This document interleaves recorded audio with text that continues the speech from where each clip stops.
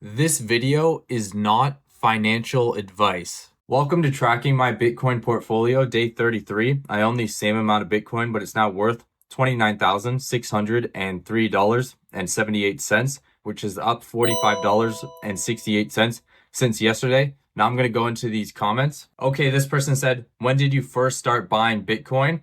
So I started buying Bitcoin when I was 16, but that was to go and buy another cryptocurrency because I didn't fully understand Bitcoin at that time. So I lost all my money when I was like 16, and I'm very glad that that happened to me because that helps me build my understanding and lead me to Bitcoin. Now that I look back, if I were to have, let's just say I got lucky and were to have made money from crypto, that probably would have been a bad thing to happen to me because I feel like I would have felt like I was smarter than I actually was, and I probably would have ended up just losing even more money. But yeah, so I started buying when I was like 16, and then a few years later, that's when I like really got into Bitcoin when I was 20. Um, it's What led me to Bitcoin was kind of I started investing into the S&P 500, but I within my TFSA, which is a tax-free savings account, which is where you invest money tax-free. But I felt like something was wrong. I felt like you should be able to invest more money tax-free. Like I didn't understand why you have to pay capital gains taxes on the money that you've already paid taxes on. Like when you're working at a job and you get taxed, I believe that you should be able to invest that and not have to pay any more additional taxes because all you're trying to do is escape inflation and you've already paid taxes on that money. So I felt like I was missing something. I really felt like I was missing something. I felt like the system was kind of broken and I wasn't really sure what to do with the rest of my money. And then eventually I came to Bitcoin. So yeah, I started buying Bitcoin a little over a year ago when I was 20. I'll keep on buying into the future. Like it took me a while to build up my understanding. Like when I was a kid, I would count. I've always been interested in money. I would go and I would count all of my change. When I was in grade 8, I would sell candy. I've always kind of liked business. I've always liked how money's worked. And then I even throughout high school, I was always interested in business and finance. And so it took me a while to really build up my understanding, but I feel like I've gotten to a point where I'm in a good situation where I can just keep on buying Bitcoin into the future, and I feel like I'm going to be correct, and I think this YouTube channel will show that. But yeah, so I started buying Bitcoin, like actually buying Bitcoin a little over a year ago. But thank you for your comment. Okay, we got Forrest Hodl. He says, if you are the person telling people about Bitcoin, it helps to understand the butterfly effect and realize your small actions can have larger future reactions and to be okay not having any noticeable impact in the short term. Yeah, that's very true. Like if I go and tell someone about Bitcoin, they don't really do anything about it. But maybe 5 years from now, when Bitcoin's rallying, they'll go and take a second look and be like, wait a minute, like why is this happening?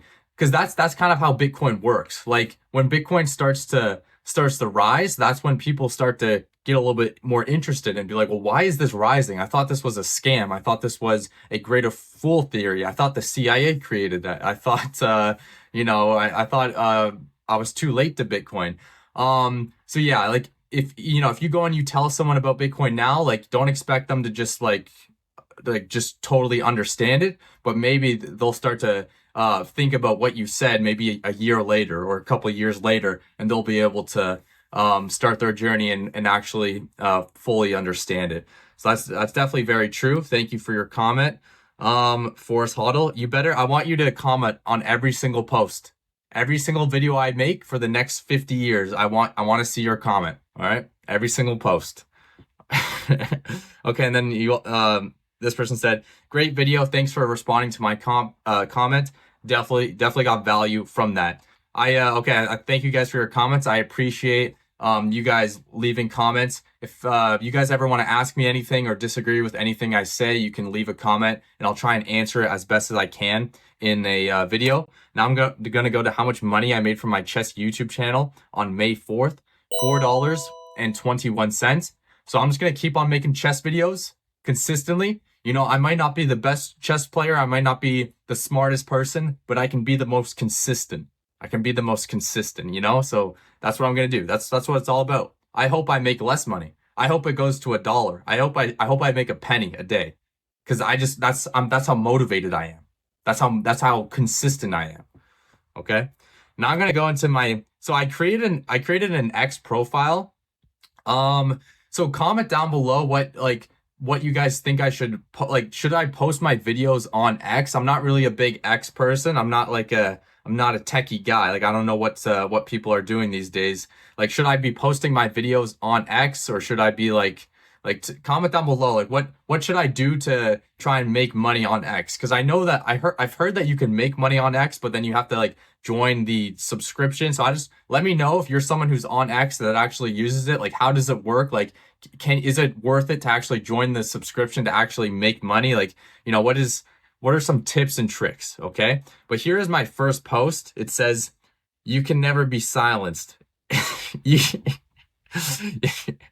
you can never be silenced if you can never be silenced if the language you speak is silent defiance. Hashtag Bitcoin. Let's go. Let's go. That's hard. That's hard. Hashtag Bitcoin. It got 2 views. Good. I'm at 0 followers. Good. And then this is the picture that I chose. It's me with a laser eyes and a samurai sword. Because I want people to know that I'm going into battle spiritually, you know, or maybe I actually am. Like I'm prepared to go into battle, you know, because I am a Bitcoiner, you know, like whatever comes my way. Like I'm prepared to go into battle, fight for freedom, and just be a legendary Bitcoiner. So I thought this image was good. The way my hands are positioned is a little bit weird, but no one's gonna notice. No one's gonna notice. But yeah, this is my X profile. I might try and post some videos. I might you know, I don't know if should I be debating people? Like should I be whenever I see something that's I think is wrong, should I respond and be like, no, that's wrong, buddy? Should I spend 24 hours just debating people? Is that what you're supposed to do? Or should I be joining calls and trying to debate people? I'm not a big X guy. I don't know what's the game plan here. I'm not sure what I should be doing on here, but I've created the profile. Okay, we got the laser eyes profile picture and I'm ready to go. Now I'm gonna go into this question. Does Bitcoin need you to renew anything, and does it deteriorate? So this is a pretty softball question here. Whenever I ask these softball questions, I'm actually just trying to talk about a specific thing. So basically what I'm trying to say is that in our society, there are so many things that you have to renew or they expire, like your driver's license, health card, your passport, any type of documentation. A lot of the time you have to renew it. And I can't stand that. I don't know if you guys like doing that. You like you have paperwork, you got to renew it every year. You do a specific course for your job and then that course expires. It's what do you mean? I just did the course and now I'm not qualified, but I was qualified. What's the differential? It's this, I'm still qualified. So I cannot stand having to go and renew things. You got to go and be a paying customer. Subscriptions. Every company now is a subscription company. You want to buy a printer, you got to go buy some subscription. And I'm sick of it. I'm totally sick of it. And so that's another reason why Bitcoin is good, is that you store your economic energy in this global monetary network, and you can just leave it there for 50 years and say, and then you just come back and it's boom. You don't have to renew anything. And then also I talk about things deteriorating. That's another important point, because my laptop, it's gonna break down, or I'm gonna have to go and fix it. My mic is gonna eventually break down. It's not gonna work for 60 years most likely. Things deteriorate. And so it's good to be able to just store your economic energy in a thing that doesn't deteriorate because you don't want to have to pay extra costs in keeping that thing. Now, I'm not saying you don't buy a laptop. Obviously, you buy things that you need to create things or make money, but the end goal, like where do you want to store your economic energy at the lowest state where you don't have to pay any extra fees, you don't have to try and fix anything. Now, I know some of you who are a little bit smart are going to hear what I'm saying and they're going to say, well, what about your hardware wallet? Your hardware wallet will deteriorate. Okay, fair point. But guess what? I don't need my hardware wallet. All I need is my seed phrase stamped in steel. Okay, and then whenever I want to recover it, I can go recover it. But I don't really need a hardware wallet to store the economic energy. Now, if I want to go and spend it, sure, but you can easily do that. You could do that literally. I could do that on my laptop. It's not as secure. I could do that on my phone. So what I'm trying to say is that like it's fairly easy to store Bitcoin long term. Whoops, all you need is just a little steel thing, okay? And that's gonna take a long time for that to deteriorate. Same with gold too. Gold is also doesn't deteriorate. So gold is also good in this particular way as well. And that's why I think gold was pretty successful as money for a long time because you don't want to store your money in apples, things that deteriorate. You want it to be something that lasts, something that just is very strong and lasts, and you don't have to pay a subscription for it. So that's another thing to think about. Okay, like we live in a society where everyone wants you to just keep being a paying customer, keep being a paying customer. All of our things deteriorate and break down.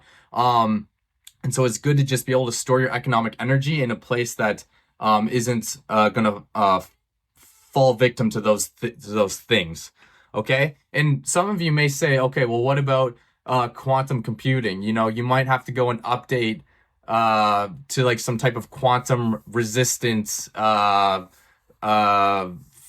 of Bitcoin or something. Okay, like sure, like maybe in the future you'll have to prioritize security a little bit more, but in general, like you do not have to you do not have to pay a subscription or do anything annoying when storing your Bitcoin, okay? Like obviously take security seriously, but that's a part of it. That's how it should be.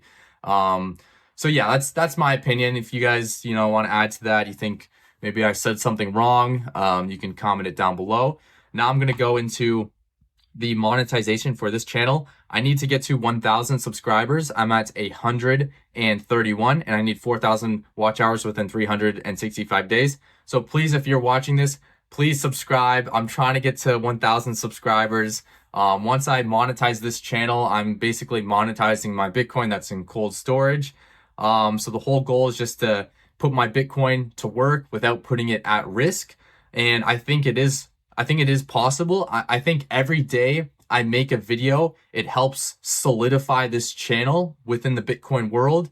Because imagine if I'm on day 100, day 500, day 1,000, like it gets to a certain point where people will be kind of interested. Like this person's been tracking his portfolio for so long. Like imagine if someone has already been tracking their Bitcoin portfolio for the last 10 years. Now, obviously that would be more substantial than what I'm doing because they were able to understand it at an earlier point, which was incredibly difficult. But you get what I'm saying is that the longer you go, the more it solidifies your kind of understanding of Bitcoin and how you and how you provide value to other people. That's what I wanted to say. Okay, but I don't really have anything else to say for today.